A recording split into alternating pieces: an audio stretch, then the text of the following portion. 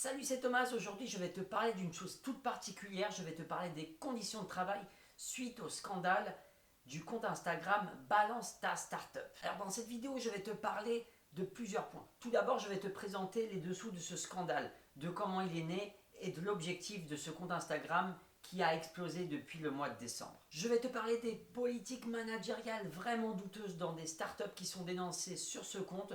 Et ensuite, je vais te dire pourquoi, alors d'un point de vue expérience client, pourquoi les conditions de travail sont si importantes pour la satisfaction client. Alors surtout reste avec moi pour comprendre ce scandale et pour comprendre pourquoi il est si important de travailler dans des bonnes conditions, pas uniquement pour soi-même, mais également pour ses clients. Alors les conditions de travail, quels impacts ils ont vraiment sur la satisfaction client? Alors tout d'abord, je vais parler un peu du compte Balance ta Startup qui est sur Instagram et qui cartonne depuis le mois de décembre, qui a déjà plus de 100 000 abonnés. Son objectif, c'est quoi? C'est vraiment dénoncer les abus spécifiquement des startups. On sait qu'il y a également des abus dans les grandes entreprises, mais ce compte est focalisé sur les startups. C'est vrai qu'aujourd'hui, on parle de Startup Nation ou Nation, hein, si on regardait l'accent français. On parle de cette ambiance, de cette fameuse ambiance startup, mais justement l'objectif de ce compte, c'est de dévoiler des témoignages un peu accablants vers ces pratiques managériales et de prouver que finalement le baby-foot ne fait pas tout, et c'est ce que justement ce compte met dans la description, dans sa bio en fait.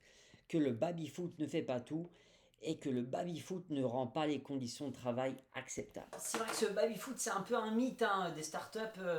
C'est un peu le totem, on va dire, des jeunes. Moi, j'ai entendu un dirigeant d'une très grande entreprise française dont je ne citerai pas le nom. C'était dans une conférence sur les conditions de travail et il a dit quoi à la presse? En fait, il a dit bah moi, les jeunes, qu'est-ce qu'ils veulent aujourd'hui? Ils veulent chez moi un baby-foot. C'est peut-être bien, mais je pense que les jeunes aujourd'hui veulent des conditions de travail qui leur permettent d'évoluer, d'être reconnus justement par leur travail, leurs ambitions et de permettre d'évoluer dans l'entreprise. Un baby-foot, monsieur, ça ne fait pas tout. Et ensuite, voilà, on va souvent vanter l'esprit start-up de ces petites entreprises, la camaraderie, les fameux after-work le jeudi soir. Bon, c'est vrai que maintenant c'est un peu compromis, mais on peut parler des after-work virtuels hein, sur Teams, etc. Et parler de cette cohésion, etc. Mais franchement, entre nous, je pense qu'il y a quand même des personnes qui veulent avoir la paix quand elles ferment l'ordi le soir, quand elles ont fini de bosser, coupé entre la vie professionnelle et la vie privée. Donc c'est vrai qu'on a déjà un petit biais qui se forme, et généralement je pense, et dis-moi en commentaire si c'est le cas, si tu penses en start-up, que les personnes un peu casanières qui veulent rester chez elles, qui veulent se reposer après une journée de boulot, qui ont une vie privée en fait, qui veulent en profiter, elles sont un peu moins bien vues. Justement, on nous fait part vraiment de témoignages qui sont bouleversants sur ce compte, hein, sur Balance ta Startup. On nous parle d'harcèlement moral, d'horaires à rallonge, de manque de reconnaissance, de fausses promesses, où certains dirigeants sont vraiment comparés à des tyrans. Justement, là, j'ai pris un article de Fashion Network, qui est un site vraiment orienté sur la mode, et justement, on nous parle de Louis Etu, qui est vraiment au cœur de cette polémique-là, qui a perdu plus de 60 000 followers, hein. C'est juste immense sur son compte Instagram, donc c'est vraiment une petite créatrice, pardon, sa fondatrice, voilà, qui est Camille Rioux, qui a eu pas mal d'attaques même personnelles. Donc ça, bon, est-ce qu'on peut cautionner? Moi, je pense pas, même s'il y a abus. Laissons la justice trancher. Voilà, on a des témoignages qui nous disent que c'est le meilleur exemple d'une marque qui est belle en apparence, mais qui est très derrière le rideau. Donc en gros, qui a une très belle communication. Souvent, les marques de bijoux, voilà, ont des belles photos sur Instagram. Elles se vantent d'être françaises, de fabriquer français, mais apparemment, selon les témoignages, hein, moi je ne sais pas, je prends pas part parce que j'ai pas de connaissance justement de cette start-up-là, mais je prends les témoignages qui dénoncent justement.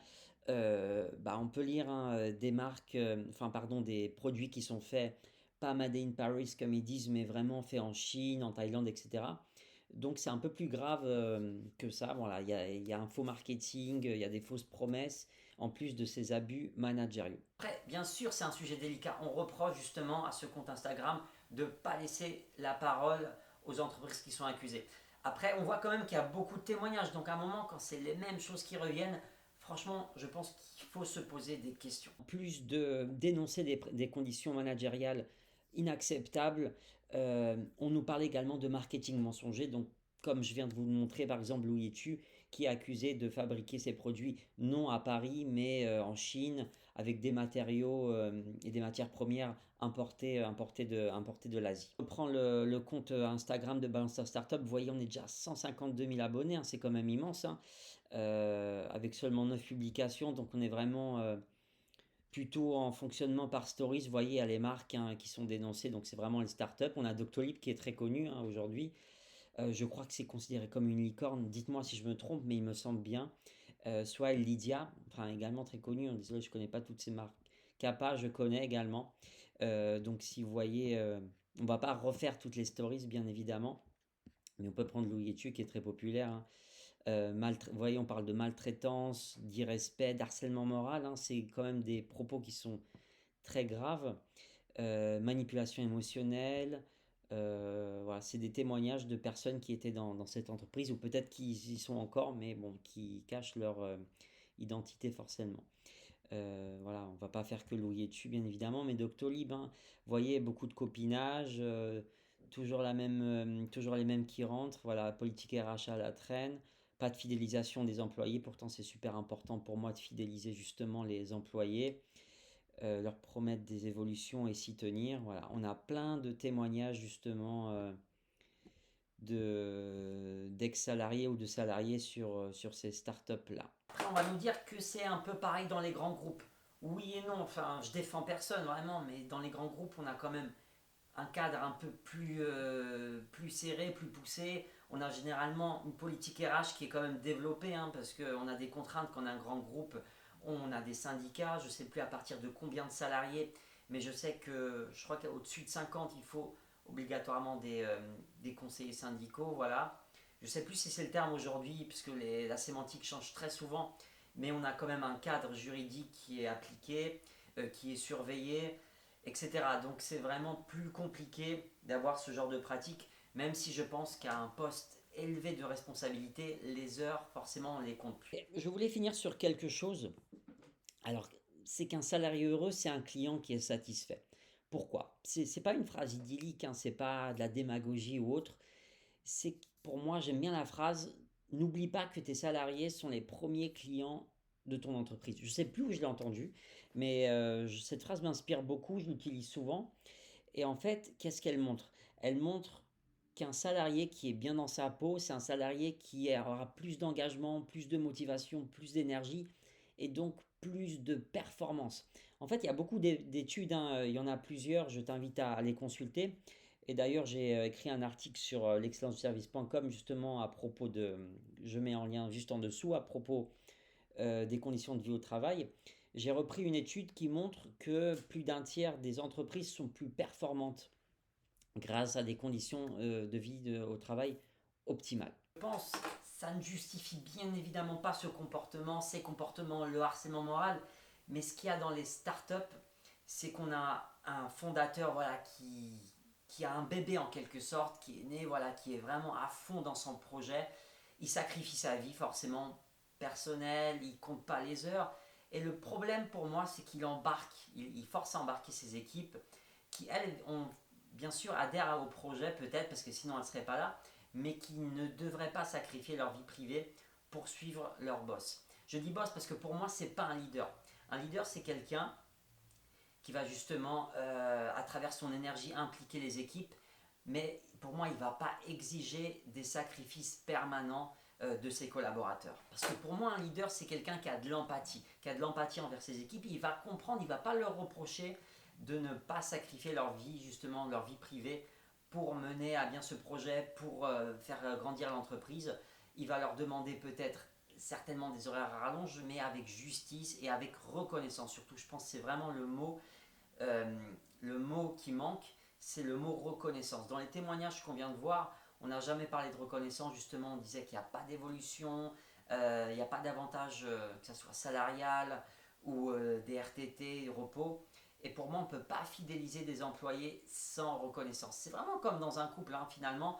C'est dur de rester fidèle donc à une entreprise en tant qu'employé si on n'a pas de contrepartie, si on n'a pas de reconnaissance et de signes pardon, qui montrent qu'on est reconnaissant du travail qu'on accomplit. Donc je pense vraiment finir là-dessus, sur cette note plutôt positive et outrepasser cette polémique. Je pense qu'il y aura peut-être des actions en justice et c'est quand même bien que la parole des salariés soit libérée. On est dans l'ère justement où sur plusieurs thématiques la parole devient plus tabou, on libère justement notre liberté d'expression. Donc c'est vraiment pas mal de dénoncer ces mauvaises pratiques. Justement, je voulais parler d'une chose positive, c'est qu'aujourd'hui on considère de plus en plus les conditions de travail, enfin je parle d'expérience, on sonde beaucoup plus les employés qu'avant, on mène des sondages sur le bien-être au travail, sur les conditions de travail. La preuve, on a des postes qui se créent avec les anglicismes bidons, désolé, happiness officer, etc., qui montrent quand même qu'il y a un certain intérêt vers le bien-être des salariés, parce qu'on se rend vraiment compte qu'un salarié heureux, c'est un salarié qui va être performant, qui va se donner cœur et âme, justement, pour pousser l'entreprise, pour avoir des résultats supérieur qu'avant, pour se dépasser et pour performer. Donc si tu as la moindre influence sur tes collaborateurs, si tu es chef d'entreprise, si tu veux en créer une, si tu veux embaucher, n'oublie pas qu'investir en ses salariés, en ses collaborateurs, va vraiment porter ses fruits, ils vont te le rendre, crois-moi, si tu es reconnaissant, ils vont se surpasser, ils vont produire de meilleurs résultats et tout ça pour le bien des clients. Voilà, j'aimerais terminer sur cette note positive, j'espère que cette vidéo t'a plu, c'est un sujet un peu particulier mais je pense qu'il est important d'en parler. Donc n'oublie pas de t'abonner à la chaîne L'Excellence du Service et tu peux aussi consulter un article que j'ai écrit à ce sujet sur le blog l'excellenceduservice.com. Je te dis à mercredi et bon dimanche.